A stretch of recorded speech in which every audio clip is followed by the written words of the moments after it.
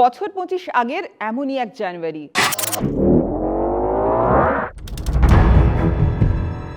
আতঙ্কে ফাঁকা হতে শুরু করেছিল গোটা শিলিগুড়ি শহর। জ্বর নিয়ে হাসপাতালে ভর্তি হচ্ছিলেন বহু মানুষ, পর পর মৃত্যু। কেউ কিছু বুঝেই উঠতে পারছিলেন না। ডাক্তাররা নাম দিয়েছিলেন শিলিগুড়ি ফিভার। সেই আতঙ্কই আবার ফিরছে বাংলায়। নবান্ন থেকে প্রেস কনফারেন্স করে জানানো হয়েছে যে বাংলায় নিপা ভাইরাসে আক্রান্ত হয়েছেন 2 জন। অবস্থা ক্রিটিক্যাল। তবে আতঙ্ক নয়, এই মুহূর্তে সতর্ক থাকাটাই সবথেকে বেশি জরুরি। কিভাবে সতর্ক থাকবেন, কিভাবে এড়াবেন সংক্রমণ, এই মুহূর্তে সামনে আসছে একাধিক প্রশ্ন। সেই সব প্রশ্নের উত্তর দেব আজ ব্রিফিং রুমে। আছি আমি তন্নিষ্ঠা।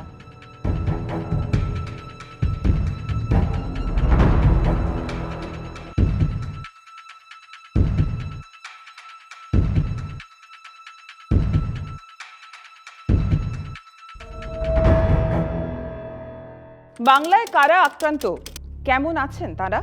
নিপা ভাইরাসে আক্রান্ত হয়েছেন উত্তর 24 পরগনার বারাসাতের হাসপাতালে কর্মরত 2 স্বাস্থ্যকর্মী।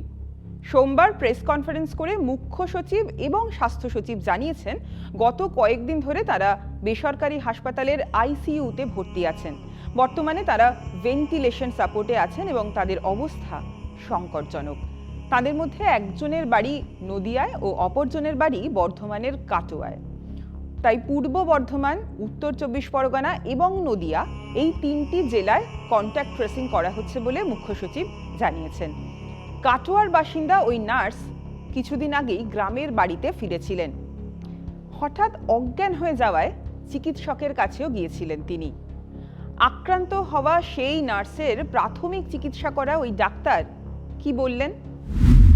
যা ট্রিটমেন্ট দিয়েছিলাম, দিয়ে পরে শুনেছি নাকি পরের দিন আবার অজ্ঞান হয়ে যায়, দিয়ে কাটোয়া হাসপাতালে ভর্তি হয়। কাটোয়া হাসপাতাল থেকে সেটা কিছুক্ষণ ছিল হয়তো, তারপরে হচ্ছে বর্ধমান মেডিকেল কলেজে ভর্তি হয়। বর্ধমান মেডিকেল কলেজেও 2-3 দিন থাকার পর সে আবার শিফট হয়ে যায় তো কলকাতার কোনো নার্সিংহোমে। দিয়ে আমি দিয়ে ওই ম্যাডাম বললেন ডেপুটি যে ওটা মানে কনফার্ম নয়, তবে নিপা ভাইরাস হলেও হতে পারে। আপনার শরীরে নিপা ভাইরাস প্রবেশ করেছে কিনা এটা বুঝতে ঠিক কতদিন লাগবে? চিকিৎসকরা জানাচ্ছেন যে সংক্রমণের সঙ্গে সঙ্গে কিন্তু উপসর্গটা বোঝা যায় না। মূলত মোটামুটি 4 থেকে 14 দিন, মানে ভাইরাস শরীরে ঢোকার পর থেকে 4 থেকে 14 দিন পরে থেকে হচ্ছে যে উপসর্গগুলো দেখা যায়। এবং এটা যেহেতু নির্দিষ্ট কোনো চিকিৎসা নেই, এসে পুরোটাই সাপোর্টিভ ট্রিটমেন্ট, তাই হচ্ছে যে প্রতিরোধই হচ্ছে যে সবচেয়ে ভালো উপায়। প্রতিরোধ বলতে প্রথম কথা, গ্রামে গঞ্জে যারা মানুষ তারা হয়তো এই হচ্ছে যে কতটা জানতে পারেন, তাদেরকে আমাদের স্বাস্থ্যকর্মীদের গিয়ে বোঝাতে হবে যে হচ্ছে এই সময় রসের হাঁড়ি ঢাকা দিতে হবে। রস না ফুটিয়ে খেজুরের রস না ফুটিয়ে খাওয়া যাবে না। এবং যদি হচ্ছে যে উপসর্গগুলো বললাম এগুলো দেখা দিলে যত দ্রুত সম্ভব হচ্ছে যে সরকারি হাসপাতালে যেতে হবে। কি কি উপসর্গ দেখলে বুঝবেন একজন রোগী নিপা আক্রান্ত? বিশেষজ্ঞরা জানাচ্ছেন যে বেশ কিছু উপসর্গ রয়েছে, যদিও সেগুলো সাধারণ জ্বরের থেকে প্রাথমিকভাবে আলাদা করা যায় না, তবুও এই উপসর্গগুলি কিন্তু মাথায় রাখা খুব জরুরি। তার মধ্যে প্রথমেই হচ্ছে জ্বর, এছাড়া রয়েছে গায়ে হাতে পায়ে ব্যথা, মাথা ব্যথা, বমি বমি ভাব, গলা ব্যথা, খিঁচুনি, অজ্ঞান হয়ে যাওয়া, এমনকি হতে পারে শ্বাসকষ্ট এবং একটা সময়ের পর, সংক্রমণের কিছুটা সময় পর মস্তিষ্ক আর ঠিকমতো কাজ নাও করতে পারে। এগুলোই মূলত নিপা ভাইরাসের উপসর্গ। নিপা ভাইরাসে আক্রান্ত হলে কি মৃত্যু পর্যন্ত হতে পারে? মৃত্যুর হার কত? বিশেষজ্ঞরা জানাচ্ছেন যে এই রোগে মৃত্যুর হার 40 থেকে 75%। অর্থাৎ 100 জন রোগী আক্রান্ত হলে তার মধ্যে 40 থেকে 75% ক্ষেত্রেই মৃত্যুর সম্ভাবনা থাকে। চিকিৎসকরা যে বিষয়টার উপর জোর দিচ্ছেন সেটা হলো স্নায়ুতন্ত্র বা নার্ভ। যদি নার্ভে এই সংক্রমণ ছড়িয়ে যায় এবং স্নায়ুতন্ত্র ফেল করে, তাহলে কিন্তু বিপদ ক্রমশ বাড়ে। নিপা ভাইরাসের সংক্রমণ এড়াতে কি থেকে সতর্ক থাকবেন? চিকিৎসকরা বলছেন যে মূলত বাদুড় থেকেই এই ভাইরাস ছড়ায়, তাই বাদুড় যা কিছু খায় সেরকম ধরনের খাবার থেকে সতর্ক থাকতে হবে। এখন প্রশ্ন হলো যে বাদুড় কি খায়? চিকিৎসকরা বলছেন যে বাদুড় মূলত ফল খায়, কিন্তু সব গাছের ফল নয়। যে গাছগুলোর উচ্চতা বেশি সেই সমস্ত ফল গাছের ফল বাদুড় খেয়ে থাকে, এবং সেই তালিকায় থাকছে লিচু, খেজুর, তাল। তবে শীতকালে যেটা থেকে বারবার চিকিৎসকরা সতর্ক হতে বলছেন সেটা হলো খেজুরের রস। আমরা জানি যে এই শীতকালে গ্রামে গ্রামে এই রস কিন্তু খুবই জনপ্রিয়, এবং বহু বাড়িতে এই রস খাওয়ার রীতি রয়েছে, বা এই মৌসুমে অনেকেই পছন্দ করে। সেই রস থেকে এই ভাইরাস ছড়ানোর সম্ভাবনা কিন্তু অত্যন্ত বেশি, তাই বারবার সতর্ক করা হচ্ছে যে ওই রস ঢাকা দিয়ে রাখতে হবে প্রথমত, আর দ্বিতীয়ত যদি খেতে চান তাহলে ফুটিয়ে খাওয়ার কথাই বলছেন বিশেষজ্ঞরা। প্রাত্যহিক জীবনে কোন কোন বিষয় মাথায় রাখবেন?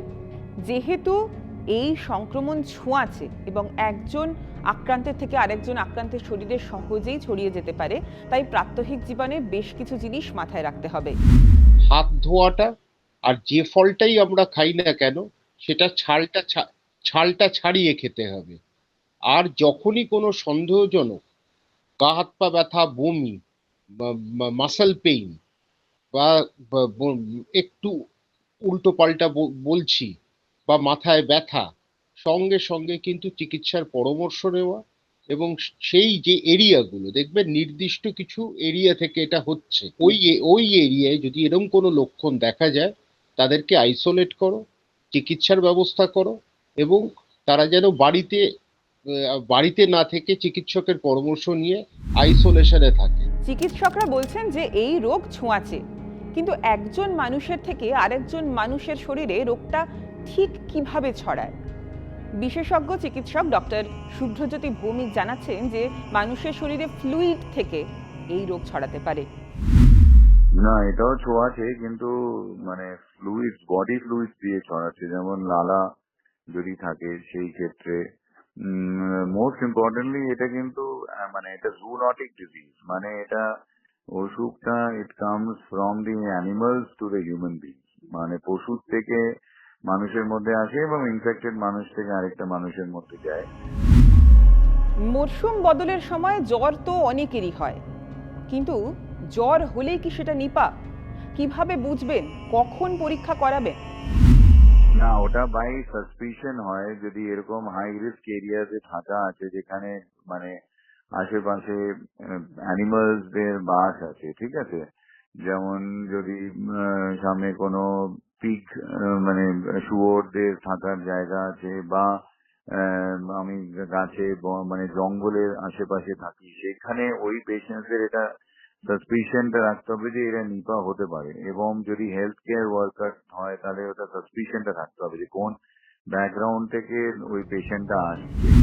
চিকিৎসকরা বলছেন যে আপনি কোন জায়গায় থাকেন, আপনার এলাকাটা কেমন, সেখানে কতটা গাছপালা আছে, এই পারিপার্শ্বিক পরিবেশের উপর নির্ভর করবে যে আপনার জ্বর নিপা নাকি অন্য কিছু। এই সংক্রমণের কোনো ওষুধ কি আছে বা কোনো ভ্যাকসিন কি তৈরি হয়েছে? না, এখনো পর্যন্ত বিশ্বের কোথাও এই সংক্রমণের কোনো ওষুধ তৈরি হয়নি, এবং নির্দিষ্ট কোনো চিকিৎসা ব্যবস্থাও নেই। চিকিৎসকরা যেটা বলছেন যে এক্ষেত্রে মূলত উপসর্গের উপর ভিত্তি করে চিকিৎসা করা হয়, অর্থাৎ জ্বর হলে, শ্বাসকষ্ট হলে তার যে নির্দিষ্ট ওষুধ আছে সেগুলো দিয়েই প্রাথমিক পর্যায়ে চিকিৎসা করা হয়। তবে যেটা জানা যাচ্ছে যে অক্সফোর্ডে এই ভ্যাকসিন তৈরির একটা কর্মকাণ্ড চলছে, কিন্তু এখনো পর্যন্ত ভ্যাকসিন তৈরিও হয়নি, এবং সেটা খুবই প্রাথমিক স্তরে রয়েছে, ফলে আপাতত কোনো ভ্যাকসিন নেই। এর আগে বাংলায় কখনো নিপা হয়েছে? মাঝে মধ্যেই আমরা শুনি যে কেরলে নিপা ভাইরাসে আক্রান্ত হয়েছেন অনেকেই, প্রায় প্রতি বছরই সেই খবর সামনে আসে। কিন্তু ভারতের মধ্যে প্রথম নিপা ভাইরাস ধরা পড়েছিল এই বাংলাতেই। 2001 সালে শিলিগুড়ি ফিভারের কথা আমি শুরুতেই বলছিলাম। সেই শিলিগুড়ি ফিভার যখন হয়েছিল তখন অনেকেই জানতেন না যে সেটা আসলে নিপা ভাইরাস।